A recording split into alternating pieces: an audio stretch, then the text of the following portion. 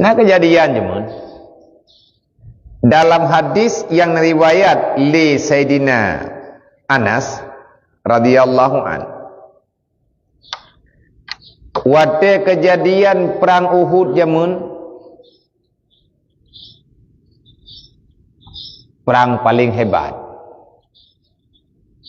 mertuh syahid para pejuang.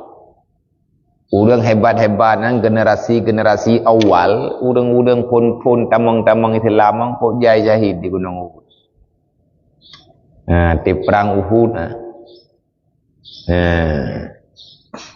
tak hebat-hebat urang yang syahid intangan kok hebat-hebat. Termasuk Sayyidina Hamzah, paman Rasulullah. Olinya Mus'ab bin Umair, pemuda tampan, dia meninggalkan kekayaan yang diberikan oleh orang tuanya. Beliau sanggup meninggalkan kemewahan demi untuk menerima Islam. Anayum peng makanya.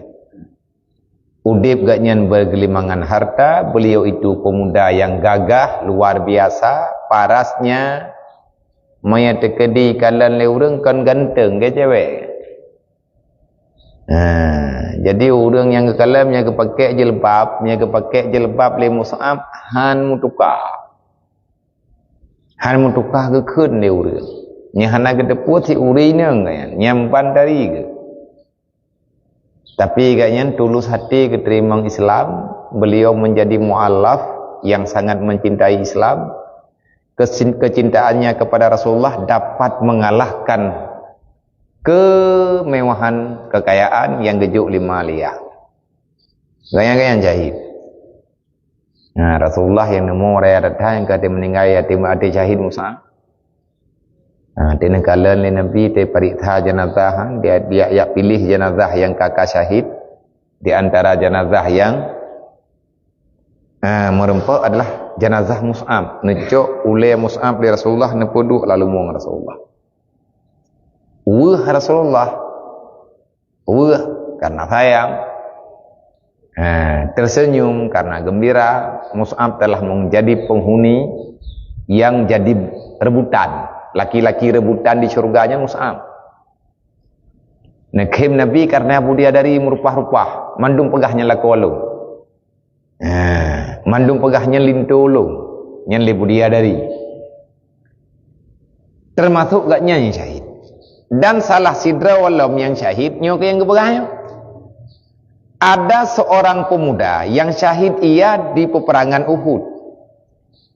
Maka kami dapati di atas perutnya itu batu yang terikat karena untuk menahan lapar.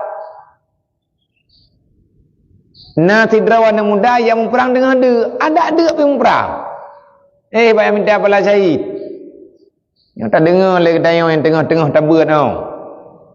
Baik minta masalahnya, minta masalah je alasannya, alasan je. Ya, wow kampung kahana peng, tahu yang kalau kepeng bagni. Artinya baik minta alasan yang hana mempunyai alasan, kita dengar yang berigen. Yang lu dah setel urang, kapres miak kurumpa, putu biar dalam bulan Ramadannya yang sama dengan bekari wang lagi kena.